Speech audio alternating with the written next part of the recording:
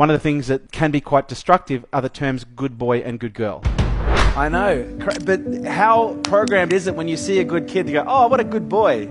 Literally, I find myself at least 30 times a day going, When you acknowledge a child for a good boy, good girl, like it literally starts to create extrinsic levels of focus for the child. Oh, I'm good because I did that. Thank you so much for cleaning up your room. Good boy for cleaning up your room.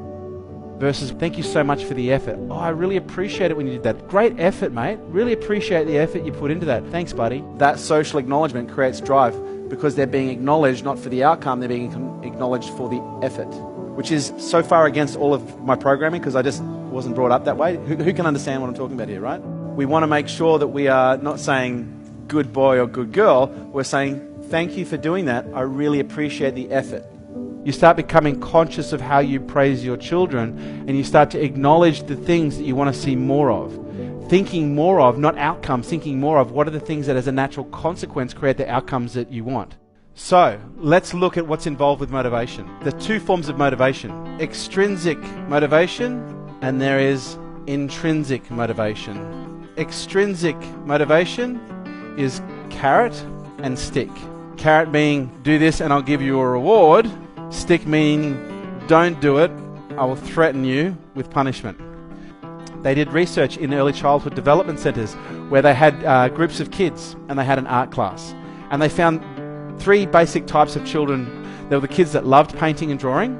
There were the kids that would do it if they have to, but they weren't really too fussed about it. But if you asked them to do it, they'll do it. And then the kids that just didn't want to do it because they had no interest in arts and crafts. Then they introduced the Participation Award. And they went, all right, kids, boys and girls, for all of you who participate in the arts and crafts, you're all going to get a certificate with a big gold star on it. Really interesting. So they offered it to the kids who love doing art. And guess what the kids who love doing art did anyway, what they always did regardless of the participation award or not. They kept doing art. They kept participating.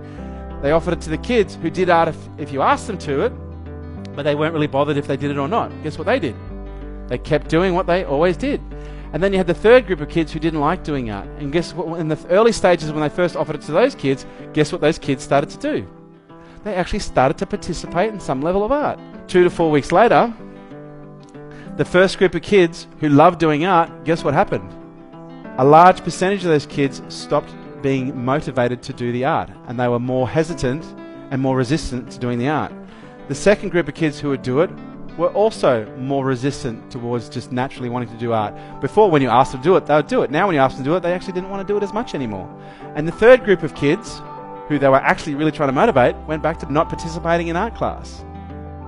Because what they actually discovered is they were removing the intrinsic desire and they were making it extrinsic. By offering a carrot to these kids, in 80% of the scenarios, performance went up short term, but long term performance actually dropped significantly. What form of motivation is actually the most important form of motivation? Is intrinsic motivation. It starts in early childhood development, and this is why it is so hard to find people who are naturally motivated, because they've been brought up in an ecosystem whereby the motivation has been participation awarded out of them. So kids are fundamentally developed to either have an extrinsic or an intrinsic focus. Start becoming conscious of how you praise your children. Start to acknowledge the things that you want to see more of.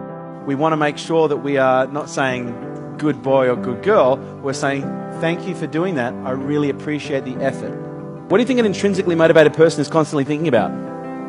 What can I give? What can I do?